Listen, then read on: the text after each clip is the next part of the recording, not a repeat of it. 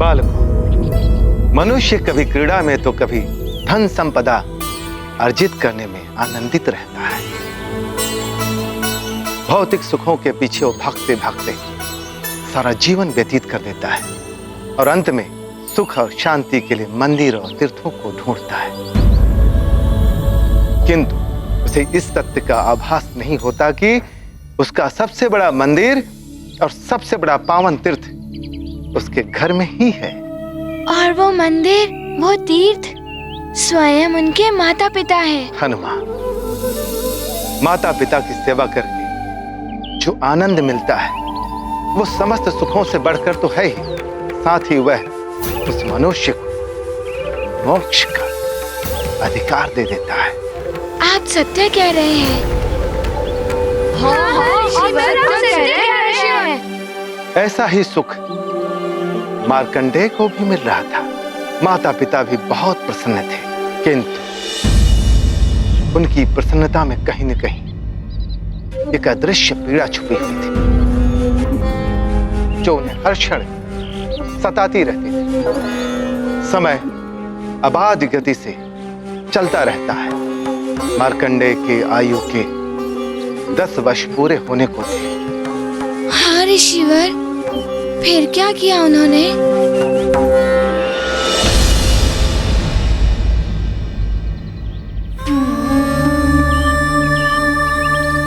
हे प्रभु, ऐसा तेजस्वी पुत्र प्रदान करके भी आपने इतना बड़ा दुख दे दिया हमें। चाहे तो मेरी आयु ले लीजिए महादेव, किंतु मेरे पुत्र को अधिक आयु प्रदान कर दीजिए। हरिओम। पिताश्री,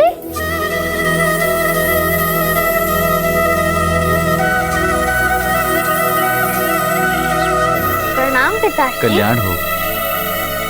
लाइए पिताश्री, ये मुझे दीजिए। यहीं पर रुकिए, मैं अभी आया।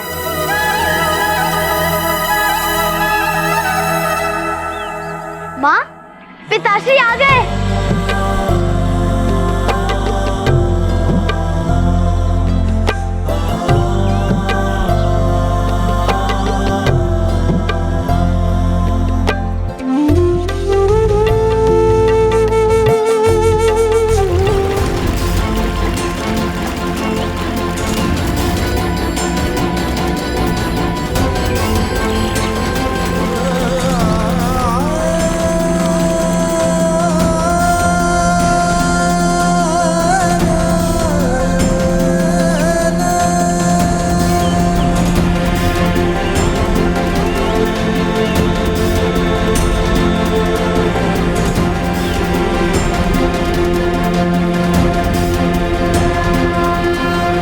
आप तो अगस्त ऋषि के आश्रम जाने वाले थे स्वामी, फिर इतनी शीघ्र कैसे लौट आए? मार्ग में ऋषि व्योमकेश के शिष्यों ने बताया कि उनके गुरुदेव हमारी कुटिया में पधारने वाले हैं, सो मैं लौट आया। उनके स्वागत की व्यवस्था करनी है, वो कुछ समय में ही आने वाले हैं। ये तो सौभाग्य है हमारा कि स्वयं ऋषि व्योमकेश हमारी कुटिया को पवित्र कर देंगे। मैं अभी फलाहार की व्यवस्था करती हूँ। हाँ, मैं अभी उपवन से जाकर उनके लिए मीठे मीठे फल तोड़कर लाता हूँ। ये उत्तम संस्कार आप जैसे ऋषि ही दे सकते हैं।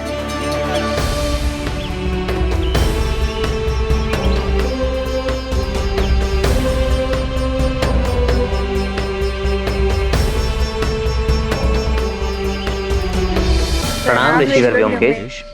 कल्याणावस्तु ऋषिवर मृकंडू। आपका हमारी कुटिया में स्वागत है महर्षि। हमारी कुटिया धन्य हो गई आपकी चरण धूलि से। बड़ा ही मेधावी पुत्र है आपका।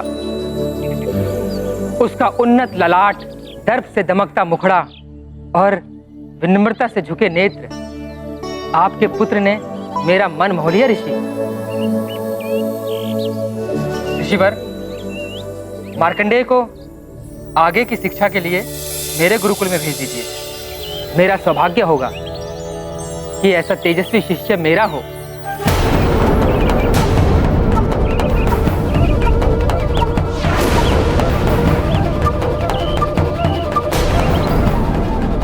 ऋषिवर मृकंडू, देवी, क्या हुआ? कहीं मैंने कुछ अनुचित कह दिया क्या? ऋषिवर, पहले आप पधारिए। पहले आप दोनों मुझे अपनी चिंता का कारण बताइए।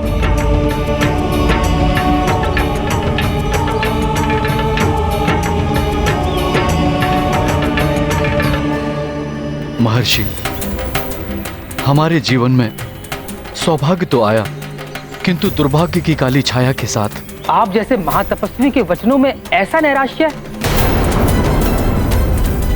ऋषिवर, आशा ही तपस्वियों का आभूषण है, निराशा साधारण मनुष्यों के लिए है। किंतु आप? महर्षि, मैं एक पिता भी हूं, एक ऐसे पुत्र का पिता जिसका कि जीवन अंत होने वाला है। मात्र 10 वर्ष की आयु ही पाई है मेरे पुत्र ने। सिर्फ थोड़े से ही दिन शेष बचे हैं मेरे पुत्र के पास। 10 वर्षों से एक एक दिन, एक एक घड़ी गिन रही हूँ। हर क्षण देख रही हूँ कि मृत्यु शनै शनै मेरे पुत्र के निकट आ रही है। ऋषिवर,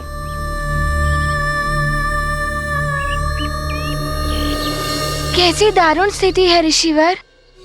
माता पिता के लिए इससे बड़ा दुख और क्या होगा कि वो अपने पुत्र की मृत्यु के एक एक क्षण की गणना करें। हाँ हनुमान, यदि माता पिता का वश चले तो वो अपनी आयु देकर भी अपने पुत्र को बचा लेते, किंतु काल के समक्ष सब विवश हो जाते हैं। काल को कौन रोक सकता है? काल किसी को रोके नहीं रोकता। शीघ्र ही वो दिन भी आ गया जिस दिन के स्मरण मात्र से ही उनके हृदय कंपित हो उठते थे।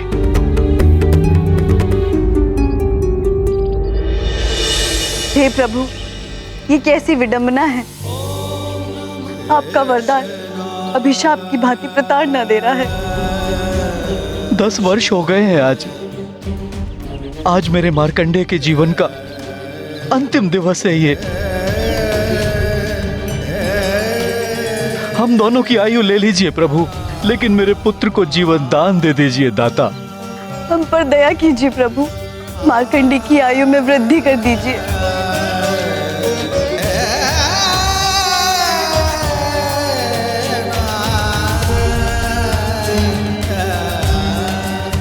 माँ, पिताश्री,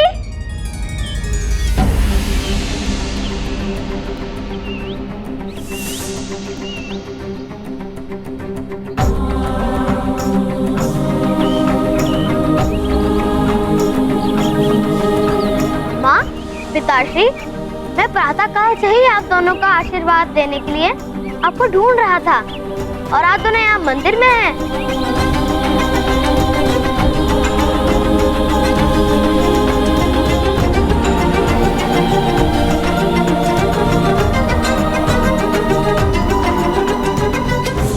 आशीर्वाद दीजिए, आज आपका पुत्र 10 वर्ष का हो गया है।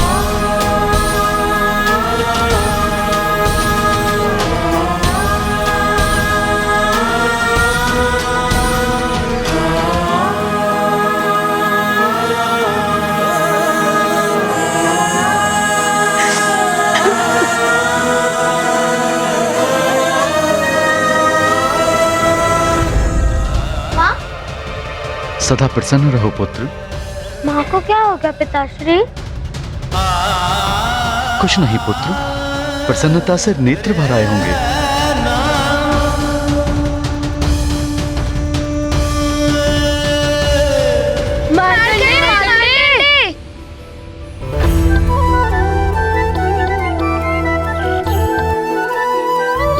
क्या हुआ मित्रों? ये बता रहा था कि आज तुम्हारा जन्म दिवस है। हाँ, आज मैं 10 वर्ष का हो गया हूँ। फिर तो कुछ आनंद उत्सव होना चाहिए, क्यों मित्रों? ये प्रणाम ऋषिवर। प्रणाम ऋषिवर। ऋषिवर, कुमार मार्कंडेय के 10 वर्ष पूर्ण होने के उपलक्ष्य में कुछ होम हवन होना चाहिए। हाँ हाँ, साथ में भोज, मिष्ठान आदि भी। ठीक है ना मार्कंडेय? कैसी विडंबना है ये, जन्म और मृत्यु दोनों एक साथ। क्या सोच रहे हैं ऋषिवर? आज तो हर्ष का दिवस है। हम सब मिलकर व्यवस्था का आरंभ करते हैं। हाँ पिताश्री, भोज की भी व्यवस्था कराइए। कैसे समझाऊं तुम्हें पुत्र, ये आनंद भोज होगा या तुम्हारा मृत्यु भोज? हाँ, हम सब आनंद उत्सव मनाएंगे क्योंकि आज मेरे पुत्र का जन्म दिवस है। मैं भोज के लिए सारे सामान की व्यवस्था करती हूँ। माँ, आपको कष्ट उठाने नहीं देगा आपका ये पुत्र। मैं करूंगा सारी व्यवस्था। पिताश्री, आप चिंता मत कीजिए, मैं शीघ्र ही भोज एवं हवन की सारी सामग्री जुटा लूंगा। चले मित्रों। हाँ हाँ, शीघ्र चलते हैं। व्यवस्था।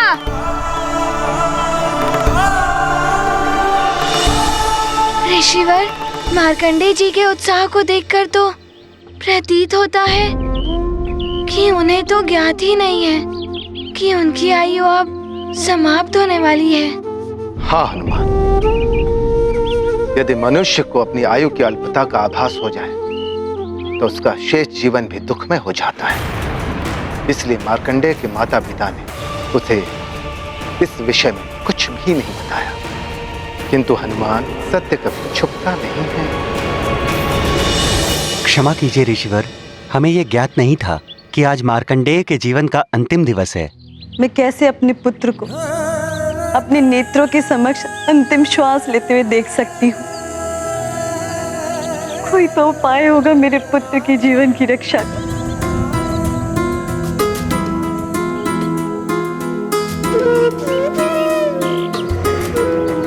महादेव का कथन कभी असत्य नहीं हो सकता मरुदमती। कदाचित हमारे भाग में इतना ही साथ लिखा था हमारे पुत्र के साथ। मेरा भोला भाला मार्कंडेय तो अपने जन्म दिवस का उत्सव मनाने की व्यवस्था करने में लगा है।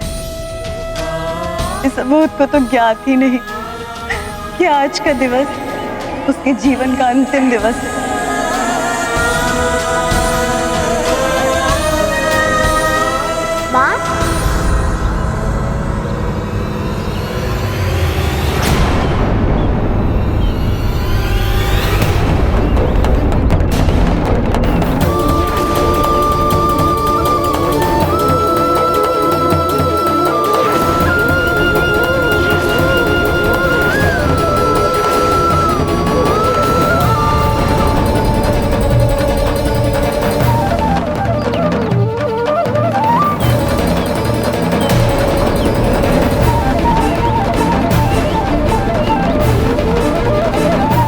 माँ, पिताश्री, ये सोचकर आप वर्षों से दुखी होते रहे होंगे। आपने मुझे इस तथ्य से पहले ही अवगत करा दिया होता तो आज ये दुख का क्षण आया ही नहीं होता। पिताश्री, आप ही ने सिखाया है कि कर्म से भाग्य की रेखाएं भी परिवर्तित हो जाती है। मैं भी कुछ अवश्य कर ही लेता। किंतु पुत्र, महादेव के कथन को तुम कैसे परिवर्तित कर पाते? मैं परिवर्तित करूंगा पिताश्री। इतनी शीघ्र कोई मेरे माता पिता से मुझे दूर नहीं कर सकता। अभी तो मुझे आपकी सेवा करनी है वर्षों तक।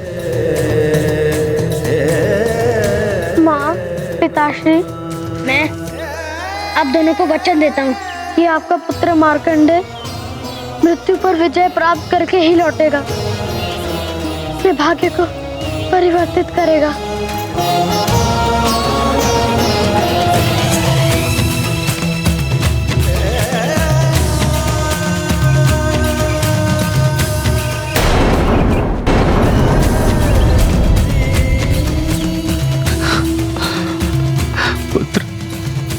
पुत्र मार्कंडेय,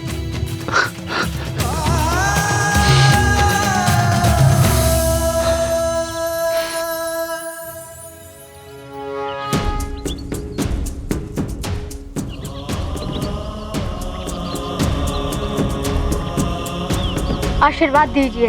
हमारा आशीर्वाद तो सदैव तुम्हारे साथ है पुत्र।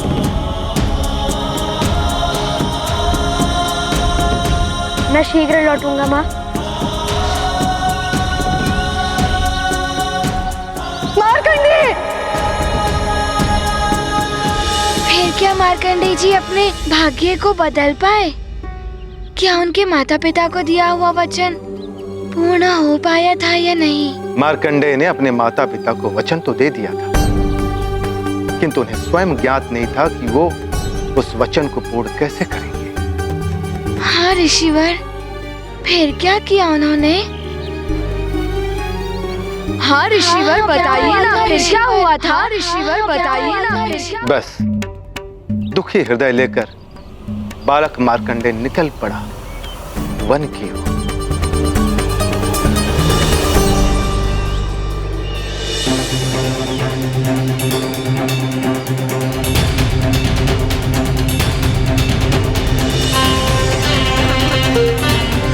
मैं माता पिता को दुखी नहीं देख सकता। क्या करूं मैं? हे महादेव, आप ही ने मुझे ये जन्म दिया है। अब आप ही मुझे कोई मार्ग दिखाइए।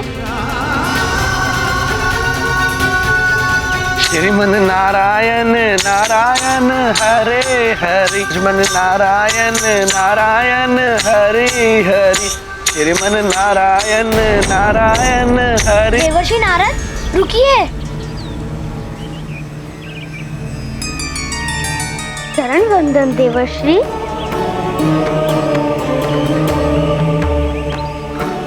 आयुष्मान भवत्। क्षमा चाहता हूँ, किंतु आपका ये आशीष मिथ्या जाने वाला है। आशीष मिथ्या अर्थात? कदाचित आपने मुझे पहचाना नहीं। मैं मार्कंडेय हूँ, मृकंडू ऋषि का पुत्र। पिताश्री ने बताया था कि आपने मेरी जन्म कुंडली बनाई थी। हाँ पुत्र, तुम्हारी कुंडली में अल्प आयु का योग था। कदाचित 10 वर्ष पूरे हो रहे हैं। हाँ देवर्षि, आज मेरे जीवन का अंतिम दिवस है। किंतु पुत्र, मेरे मुख से तो तुम्हारे लिए आशीष निकल चुका है। तो आप ही मेरा मार्गदर्शन कीजिए। मैंने महार पिताश्री को वचन दिया है कि मैं मृत्यु पर विजय प्राप्त करके ही लौटूंगा। उनकी सेवा करने के लिए मुझे जीवन के कुछ और वर्ष चाहिए। मार्कंडेय पुत्र, यूं तो काल का नियम बहुत कठोर है, इसे कोई परिवर्तित नहीं कर सकता। पुत्र मार्कंडेय, एक उपाय है। तो शीघ्र बताइए देवर्षि। मेरे माता पिता का दुख दूर करने के लिए मैं कुछ भी करूंगा। पुत्र मार्कंडेय, भगवान महादेव की कृपा से तुम्हारा जन्म हुआ है। वे आशुतोष एवं ओढ़रदानी हैं। यदि पुत्र तुम मेरे बताए हुए मंत्र से उन आशुतोष महादेव की आराधना करके उन्हें प्रसन्न कर लोगे, तो वे तुम्हें जीवन दान दे सकते हैं। आप मुझे मंत्र प्रदान कीजिए देवर्षि। मैं प्राण प्रण से भगवान आशुतोष को प्रसन्न करूंगा। किंतु पुत्र, यदि तुम भगवान शिव की कृपा अल्प समय में ही चाहते हो, तो तुम उनके परम प्रिय धाम कैलाश क्षेत्र में जाकर उनकी आराधना करो। शीघ्र प्रसन्न हो जाएंगे भगवान आशुतोष। नारायण नारायण। अब मंत्र सुनो। ओम त्र्यंबकम यजामहे सुगंधि पुष्टि वर्धनम उर्वारुकमय बंधनान मृत्योर्मोक्षे मामृतात्।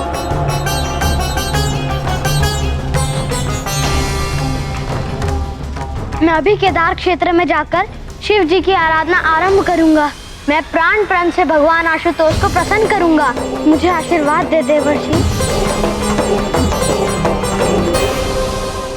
मेरा आशीर्वाद सदैव तुम्हारे साथ है पुत्र। कल्याण हो। मंत्र स्मरण रखना। नारायण नारायण। किंतु ऋषिवर, देवर्षि नारद जी ने जो मार्कंडेय जी को मंत्र दिया था, इस महामृत्युंजय मंत्र में ऐसा क्या है कि देवर्षि नारद ने मार्कंडेय जी को यही मंत्र दिया?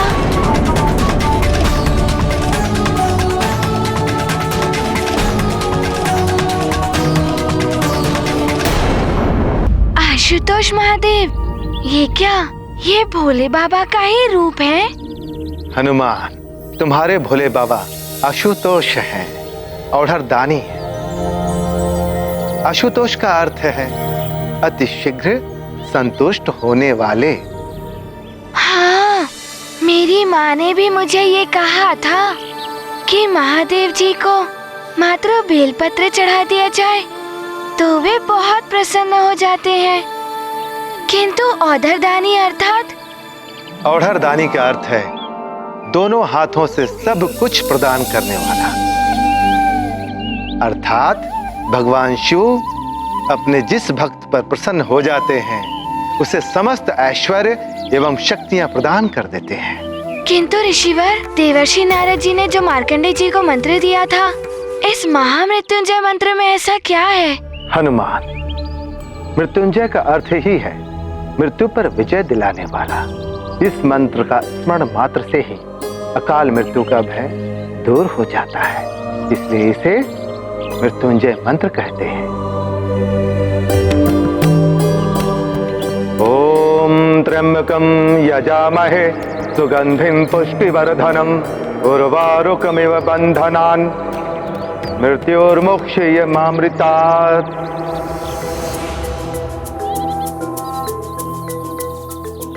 मृत्यु पर विजय, ये तो सर्वश्रेष्ठ मंत्र होगा। ऋषिवर, आप इस मंत्र के बारे में विस्तार से बताइए और हनुमान की जिज्ञासा शांत कीजिए। अवश्य। इस मंत्र में 33 अक्षर हैं।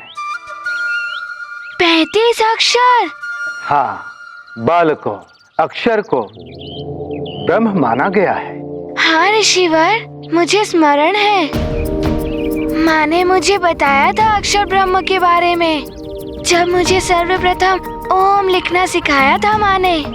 ओम ही ब्रह्मनाद है, इसी से यह सारा संसार बना है।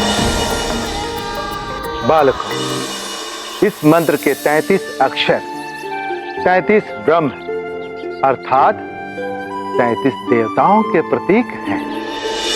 मारुति उत्सुक शिव संज्ञान, चाहे आशुतोष का ज्ञान। शीघ्र तुष्ट जो आशुतोष वो, अवधरदानी शिव निर्दोष वो। मुनि मतंग समझाते उनको, ज्ञान समुद्र कहे जग जिनको। महामृत्युंजय महिमा न्यारी, हनुमत मन सब संशय हारे। गाथा महाबली हनुमत की, रुचिकर लीला राम भगत की। जय जय जय रघुनंदन राम, जय जय जय महाबली हनुमान। किंतु ऋषिवर, किंतु इससे मृत्यु पर विजय कैसे संभव होती है? हनुमान, इस मंत्र के उच्चारण के साथ ही उस समस्त 33 ब्रह्मा अदृश्य रूप में भक्त की रक्षा करने के लिए तत्पर हो उठते हैं। यह तुम्हें आगे की कथा सुनने के पश्चात ज्ञात हो जाएगा। बालकों, अब आगे की कथा ध्यान से सुनो। देवर्षि नारद के अंतर्ध्यान होते ही मार्कंडेय जा पहुंचा केदार क्षेत्र। वहां उसने अपने हाथों से शिवलिंग का निर्माण करके उसने भगवान शिव की आराधना आरंभ कर दी। ओम त्र्यंबकम यजामहे सुगंधिम पुष्टिवर्धनम उर्वारुकमिव बंधनान मृत्युर्मुक्षयमामृतात्। किंतु ऋषिवर, मार्कंडेय जी के तो जीवन का अंतिम दिवस था, फिर उन्होंने कितने दिनों तक आराधना की? हनुमान, आराधना के लिए कोई समय सीमा नहीं होती है। आराधना में भक्ति, श्रद्धा एवं समर्पण की गहराई पर ही मंत्र की सफलता निर्भर करती है। मार्कंडेय ने अविलंब मंत्र का जाप आरंभ कर दिया। ओम त्र्यंबकम यजामहे सुगन्धिं पुष्टिवर्धनम् उर्वारुकमिव वन्दनान् मृत्युमोक्षीयमामृतात् ॐ त्र्यम्बकं यजामहे सुगन्धिं पुष्टिवर्धनम् उर्वारुकमिव वन्दनान् मृत्युमोक्षीयमामृतात्। तो क्या सत्य में मार्कंडेय जी की ओर भाग बढ़ रहा था? हाँ हनुमान, मार्कंडेय का जाप आरंभ हुआ ही था कि उसका अंत काल बाघ का रूप लेकर मार्कंडेय की ओर बढ़ने लगा। ॐ त्र्यम्बकं यजामहे सुगन्धिं पुष्टिवर्धनम् उर्वारुकमिव वन्दनान् यजामहे सुगन्धिं पुष्टिवर्धनम् ॐ त्र्यम्बकं यजामहे सुगन्धिं पुष्टिवर्धनम् उर्वारुकमिव वन्दनान् मृत्युमोक्षीयमामृतात् मृत्युमोक्षीयमामृतात् ॐ त्र्यम्बकं यजामहे सुगन्धिं पुष्टिवर्धनम् उर्वारुकमिव वन्दनान् मृत्युमोक्षीयमामृतात् ॐ त्र्यम्बकं यजामहे सुगन्धिं पुष्टिवर्धनम् मृत्युमोक्षीयमामृतात् ॐ त्र्यम्बकं यजामहे सुगन्धिं पुष्टिवर्धनम्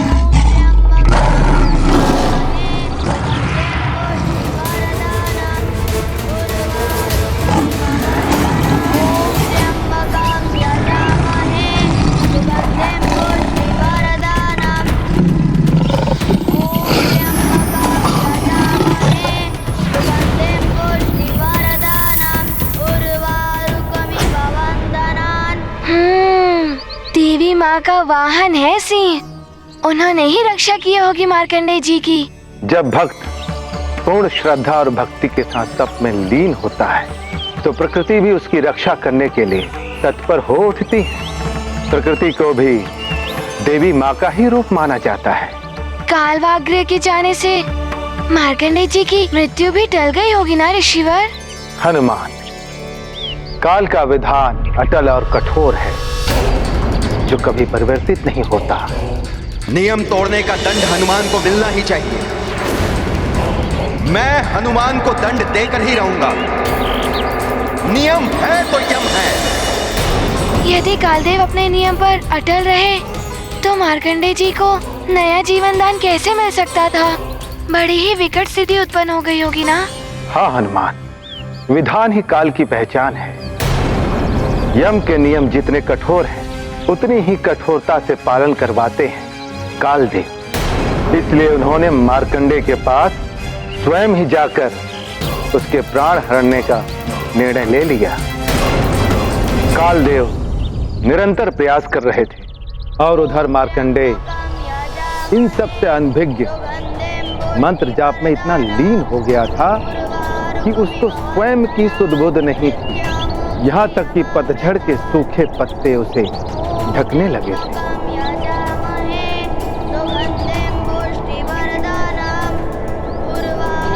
मार्कंडेय, मार्कंडेय,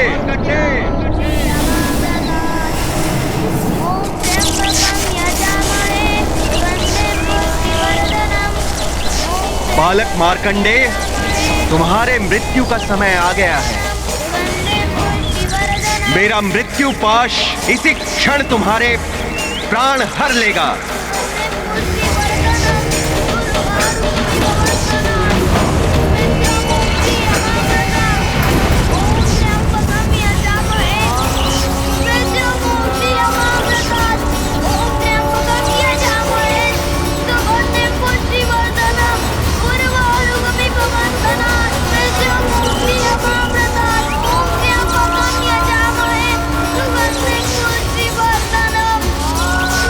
ये तो उचित किया मार्कंडेय जी ने कि उन्होंने शिवलिंग को पकड़ लिया।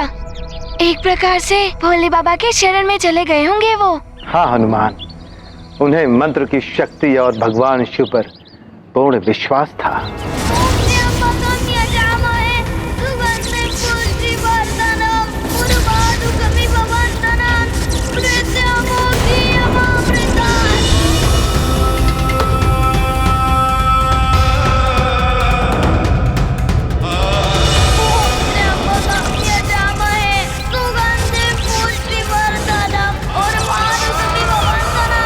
भावुकता का कोई अर्थ नहीं है काल के समक्ष। सर्वोपरि है काल के नियम। नियम है तो यम है।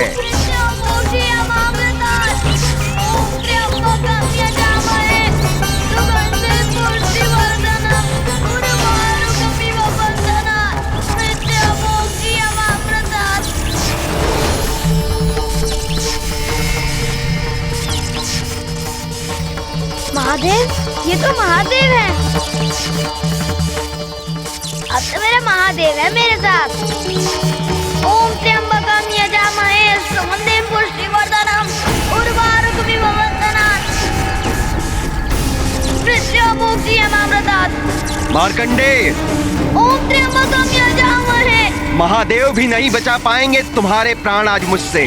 उर्वारुकमिव बन्धनात् मृत्युमुक्षीयमामृतात्। उर्वारुकमिव बन्धनात् मृत्युमुक्षीयमामृतात्।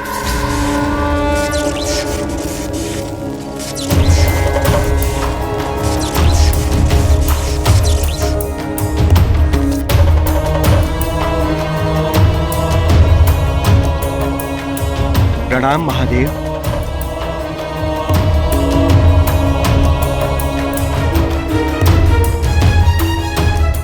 महादेव,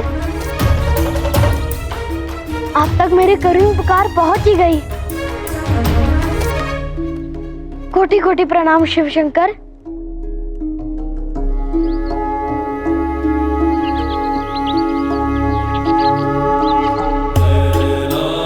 मार्कंडे, तुम्हारी निष्ठा और मातृ पितृ भक्ति ने प्रसन्न कर दिया है मुझे। पुत्र, मांगो, क्या वर चाहिए तुम?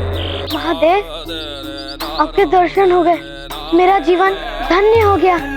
मुझे अपने लिए कुछ नहीं चाहिए, बस मेरे माता पिता की सेवा कर सकूं, इतना ही और जीवन चाहिए मुझे। मेरी अल्पायु के बारे में सोच सोच कर वर्षों से दुख उठा रहे हैं। बस उनका ये दुख दूर हो जाए, इतनी ही अभिलाषा है मेरी। तो तुम मात्र अपने माता पिता की सेवा के लिए और जीवन चाहते हो?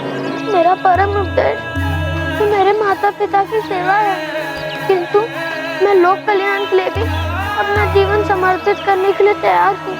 अच्छा, तो ये बताओ, तुम्हारी दृष्टि में लोक कल्याण क्या है?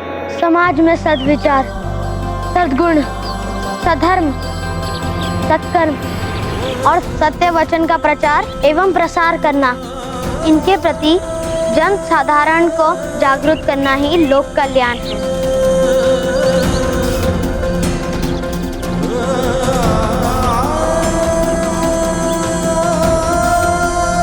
मार्कंडे, तुम्हारी तेजस्विता ने तुम्हें इस युग दृष्टा मंत्र का नियामक बना दिया। मैं तुम्हें दीर्घायु होने का वरदान देता हूं।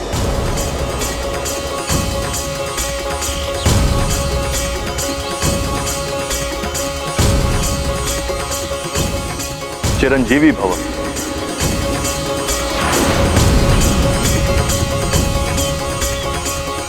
ये क्या किया आपने महादेव? ये असंभव है।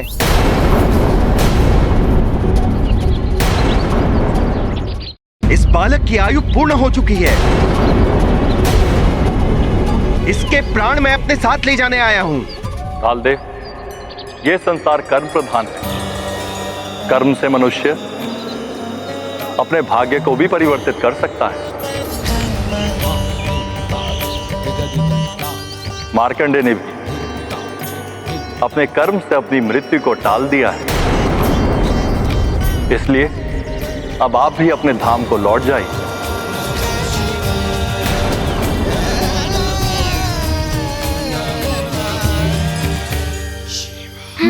तेजस्विता की ही विजय हुई। अंत में मार्कंडे जी ने वरदान पा ही लिया।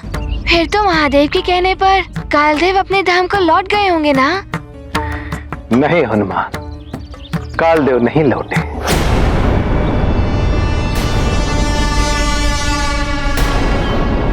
आश्चर्य है, सृष्टि के सूत्रधार त्रिदेवों में से एक महादेव के कहने पर कालदेव नहीं माने। फिर क्या किया कालदेव ने? कालदेव अपने नियम से बंधे हुए थे। उन्होंने कहा, क्षमा करे भगवान, किंतु आप ही ने मुझे काल व्यवस्था सौंपी है।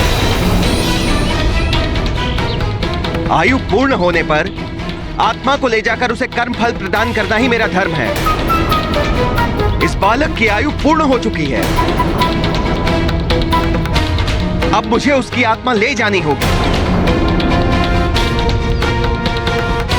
मुझे मेरा धर्म निभाने दे प्रभु।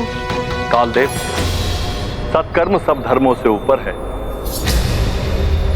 जगत के हित के लिए सत्कर्म को प्रधानता देना मेरा ही नहीं, आपका भी कर्तव्य है।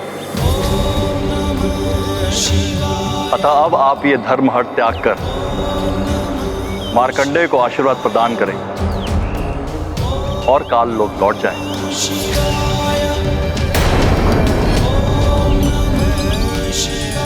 किंतु इससे काल के नियम भंग हो जाएंगे महादेव। तो आप निभाइए अपना धर्म। मैंने भी जगत हित का धर्म निभाते हुए इसे चिरंजीवी होने का वरदान दे दिया। मैं आपके और इस बालक के मध्य खड़ा हूं। आपको मेरा सामना करना पड़ेगा कालदेव।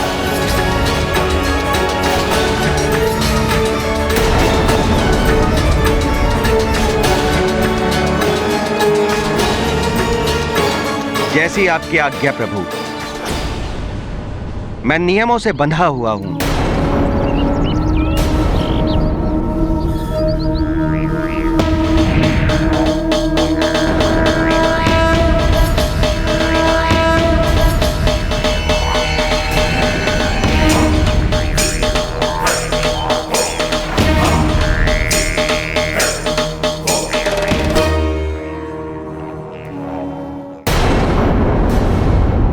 वायु के टकराने से पर्वत नहीं हिलते, ये बोध है मुझे। किंतु मैं अपना धर्म नहीं त्याग सकता, चाहे मेरा नाश हो जाए। मुझे क्षमा कीजिए महादेव, ये विवशता है मेरी।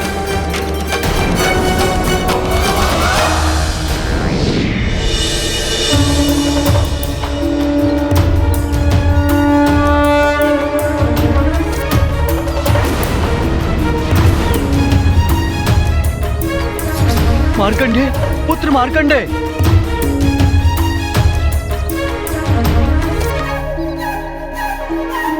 प्रणाम महादेव।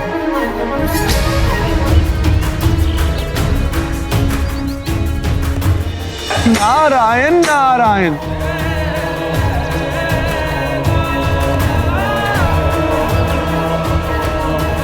मुझे भी इस बालक की भक्ति और तेजस्विता ने विवश कर दिया है कालदेव। आप करिए प्रहार। अर्थात कालदेव अपने धर्म पर अड़े रहे। हाँ हनुमान, मनुष्य को कभी धर्म के लिए हठ नहीं करना चाहिए। धर्म का हठ विडंबनाओं और विवादों को जन्म देता है। इस महाटकराव की भीषणता का आभास सबको था, इसलिए इसे रोकने के लिए सभी देवता महादेव और कालदेव से गुहार लगाने के लिए पहुंच गए। किंतु कालदेव नहीं मान रहे थे, अतः मार्कंडेय स्वयं उनके बीच पहुंच गए। महादेव, क्षमा करें। मैं तो माता पिता की सेवा एवं जगत कल्याण के लिए आयु प्राप्त करना चाहता था, किंतु यदि मेरी आयु जगत के विनाश का कारण बनने लगे तो मुझे ऐसी आयु नहीं चाहिए।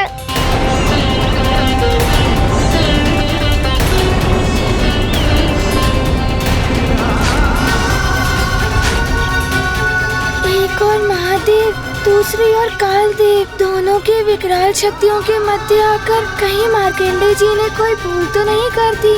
मैं तो माता पिता की सेवा एवं जगत कल्याण के लिए आयु प्राप्त करना चाहता था, किंतु यदि मेरी आयु जगत के विनाश का कारण बनने लगे तो मुझे ऐसी आयु नहीं चाहिए। मुझे मृत्यु स्वीकार है।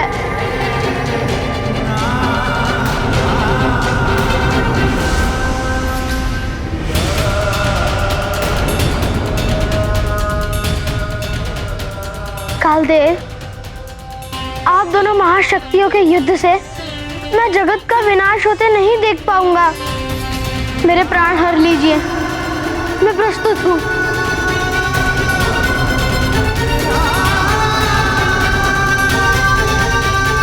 नारायण नारायण, पूत के पांव पालने में ही दिखते हैं कालदेव। इस 10 वर्ष की नन्ही आयु में इतने उच्च विचार, ऐसी आत्म त्याग की भावना। कालदेव, देवेश्वर महादेव ने ही आपको कालदेव के पद पर सुशोभित किया है। यदि महादेव मार्कंडेय को चिरंजीवी होने का वरदान देना चाहते हैं तो इसमें आपको कोई आपत्ति नहीं होनी चाहिए। जगत कल्याण के लिए ही यह वरदान दिया गया है। इसे रोककर आप जगत कल्याण के कार्य में बाधा उत्पन्न कर रहे हैं। किंतु यम के नियमों का क्या? यदि आप अपने नियम सर्वोपरि मानते हैं तो मैं प्रस्तुत हूँ। हर लीजिए मेरे प्राण। किंतु मेरे कारण कोई युद्ध नहीं होना चाहिए।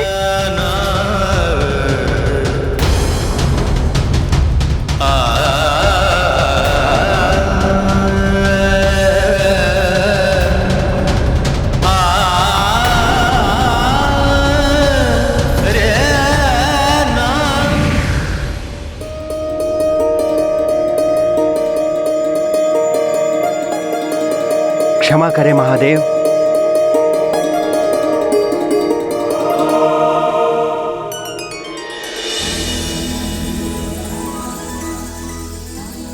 आज मार्कंडेय ने मुझे अन्याय करने से रोक लिया। धर्म का पालन तो करना चाहिए, किंतु जगत कल्याण एवं परोपकार के मूल्य पर नहीं।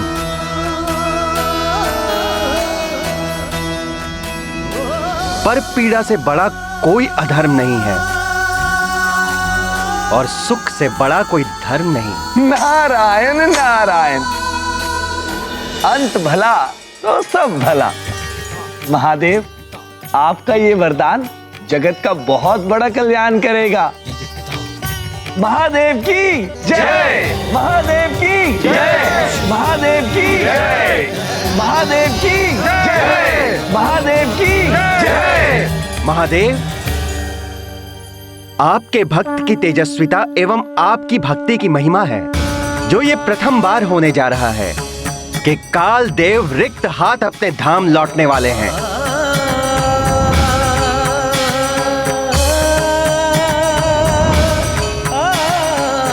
मेरे कृत्य के लिए मैं आप सभी से क्षमा प्रार्थी हूं।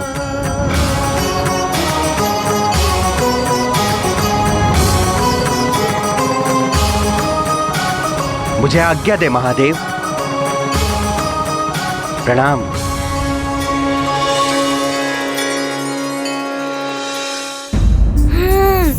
अंत भला तो सब भला। अंततः मार्कंडेय जी अपनी मृत्यु टालने में सफल हो ही गए।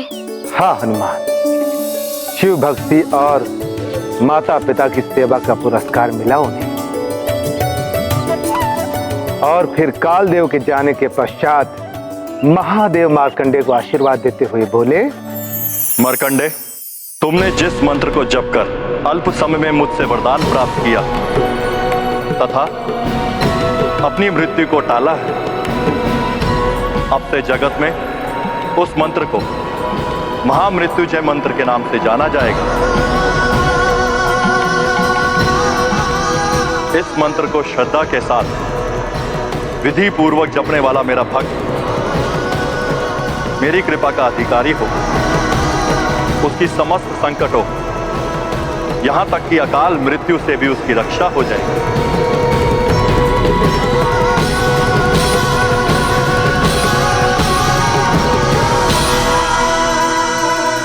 हे भोलेनाथ, आपने मुझे जीवन दान देकर मुझ पे बड़ा उपकार किया है। आपको कोटि कोटि नमन महादेव। आपको कोटि कोटि प्रणाम महादेव।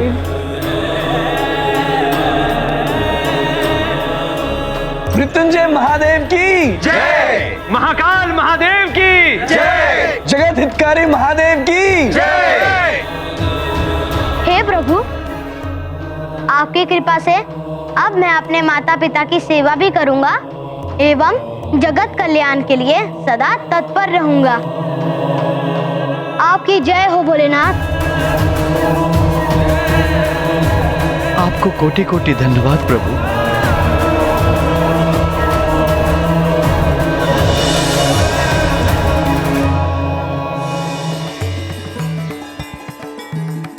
आप सभी देवगणों को भी मेरा प्रणाम।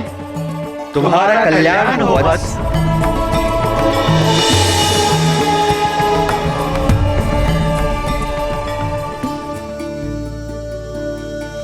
माँ, पिताश्री। मार्कंडे पुत्र,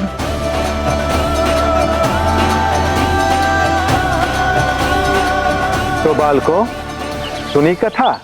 मार्कंडे ने सिखाया श्रद्धा और भक्ति के साथ मृत्युंजय मंत्र का जाप किया जाए तो आसन्न मृत्यु को भी टाला जा सकता है। हाँ ऋषिवर, मार्कंडे जी की ये भक्ति के कारण ही कालदेव को रिक्त हाथ लौटना पड़ा। सत्य है हनुमान, अन्यथा कालदेव कभी नियम नहीं तोड़ते हैं, अपितु नियम तोड़ने वालों को दंड देते हैं। हनुमान को नियम तोड़ने का दंड मैं अवश्य दूंगा। सृष्टि का नियम ही है ये, जैसी करनी वैसी भरनी। तो हनुमान, तुमने क्या सीखा इस कथा से? सीख?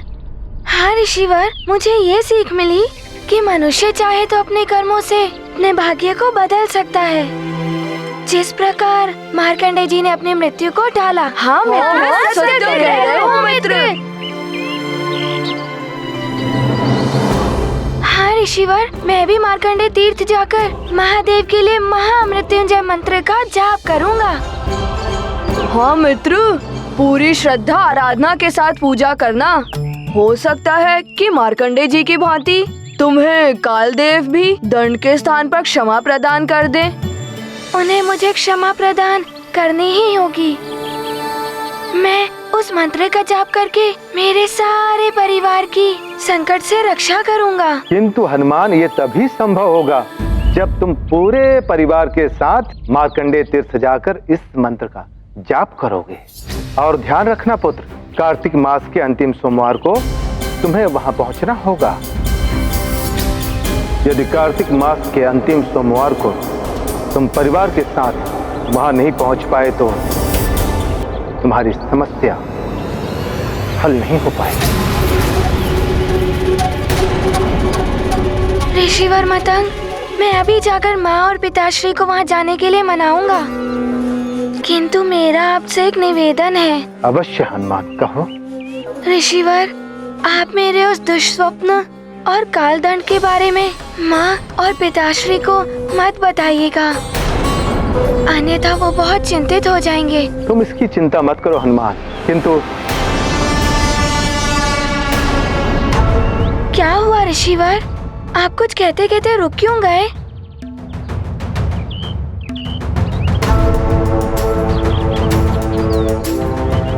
किंतु तुम्हें सावधान रहना होगा हनुमान।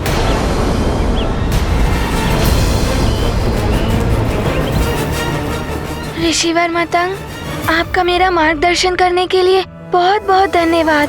मैं सावधान रहूंगा। प्रणाम ऋषिवर। कल्याण हो। ऋषिवर, हमें प्रस्थान करने की आज्ञा दें।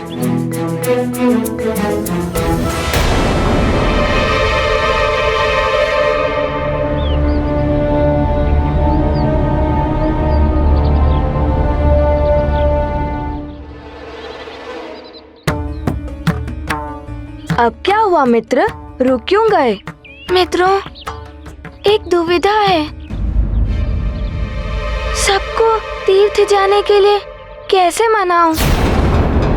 यदि किसी को भी ज्ञात हो गया मेरे उस दुष्स्वप्नों के बारे में और कालदंड के बारे में, तो सब चिंतित हो जाएंगे, विशेष रूप से मेरी माँ। हाँ मित्र, दुविधा तो बड़ी है, लेकिन समय पर पहुंचना भी तो आवश्यक है ना मित्र। हाँ, कैसे भी करके माँ और पिताश्री को मनाना ही होगा। चलो। देवाय नमः। ओम नमः देवाय नमः।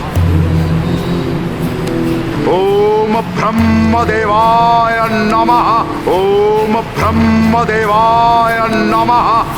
ओम ब्रह्म देवाय नमः। अच्छा हुआ लंकेश ने मेरी बात मान ली। अब लंकेश की ये विधिवत से अमृत की प्राप्ति अवश्य कराए।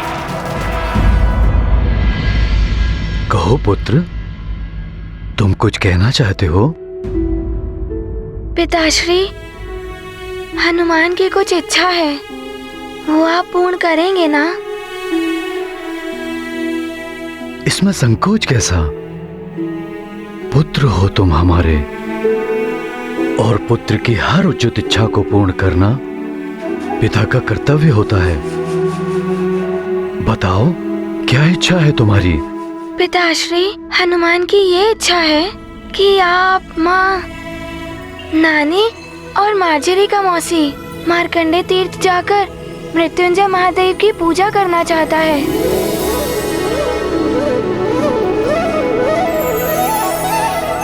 ऋषिवर मतंग के पास गया था मैं, उन्होंने ही ऐसा करने का सुझाव दिया है। आप सब चलेंगे ना मार्कंडे तीर्थ?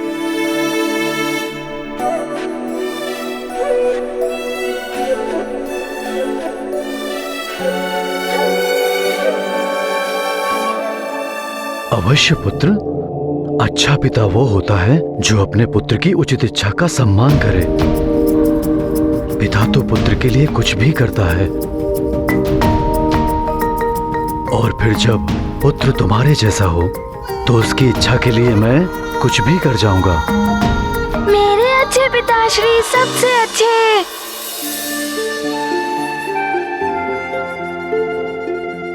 हनुमान, तुमने मेरे मन की बात कह दी। मेरी भी बहुत दिनों से इच्छा थी कि तीर्थ यात्रा पर जाऊं सबके साथ। बहुत ही उत्तम सुझाव है हनुमान का। परंतु पिताश्री, हमें वहां जाने के लिए प्रातः काल में ही प्रस्थान करना होगा।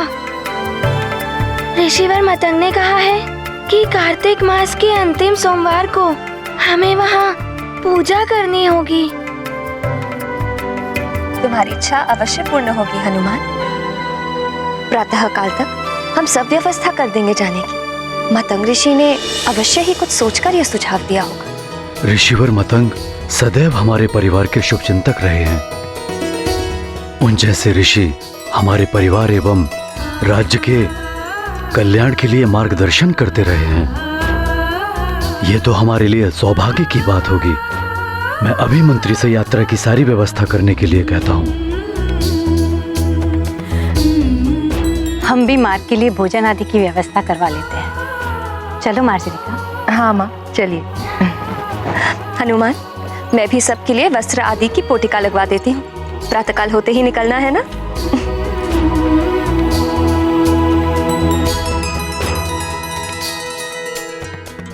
सब इतनी सहजता से मान जाएंगे, ये तो हनुमान ने सोचा भी नहीं था। आपका बहुत बहुत धन्यवाद प्रभु। अब तो हमारी यात्रा प्रातः काल को ही आरंभ होगी। प्रभु, आपके कारण हमारे सारे संकट दूर हो जाएंगे। जय हो भोले बाबा की।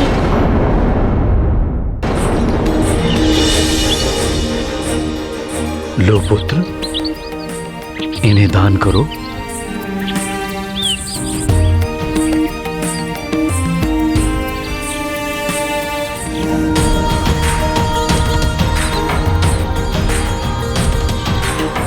प्रणाम।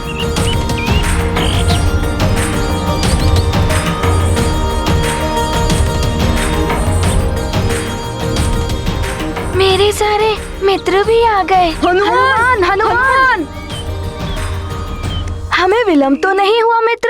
नहीं मित्रों, तुम सब समय से ही आ गए हो। पिताश्री, आपकी अनुमति हो तो मेरे सारे मित्र भी आ सकते हैं मेरे साथ। हाँ हाँ पुत्र हनुमान, वैसे भी तीर्थ यात्रा बंधु बांधवों के साथ ही पूर्ण करने का विधान है। अब हमें शीघ्र ही निकलना चाहिए, जिससे कि समय रहते हम अपनी यात्रा सफलतापूर्वक पूर्ण कर सकें। संभव है निश्चित समय के भीतर ही मैं ये तीर्थ यात्रा पूर्ण कर लूं।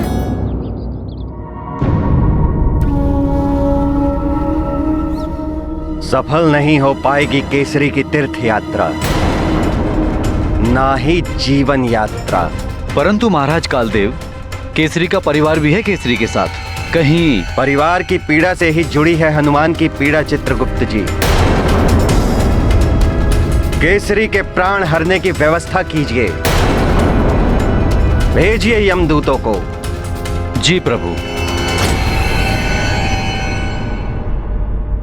आज्ञा दें ऋषिवर, प्रणाम। कल्याण हो पुत्र।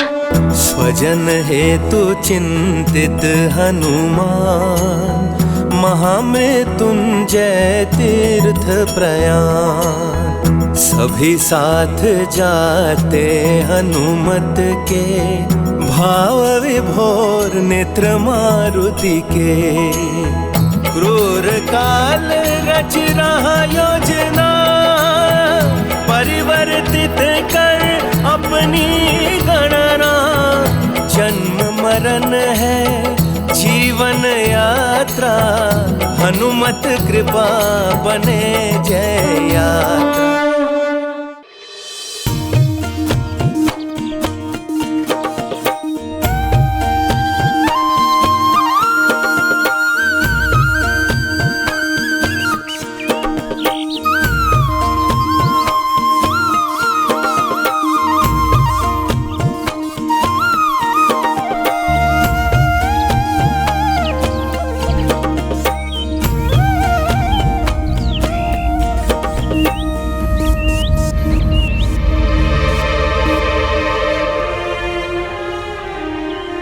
नानी,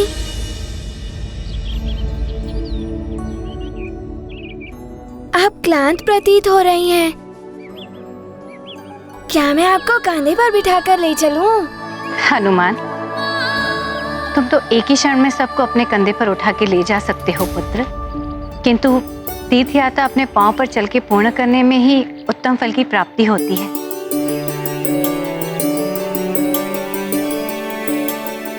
अच्छा, आप सब क्लांत प्रतीत हो रहे हैं। क्यों ना कुछ क्षण विश्राम किया जाए? अवश्य पुत्र हनुमान। आगे पर्वत श्रृंखला है, यदि उसे पार करना है तो हमारा विश्राम करना आवश्यक है। उसके पश्चात हम नई स्फूर्ति से आगे बढ़ेंगे।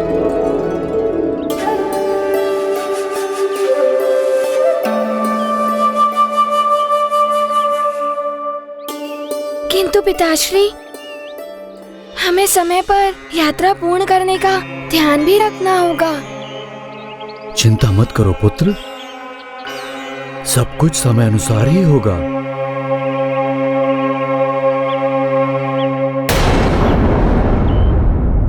हनुमान, तुम ही नहीं सारा संसार जान जाएगा कि काल के कार्य में हस्तक्षेप करने पर काल का क्या दंड होता है और प्रकृति के विपरीत कार्य करने पर काल कैसे दंड देता है।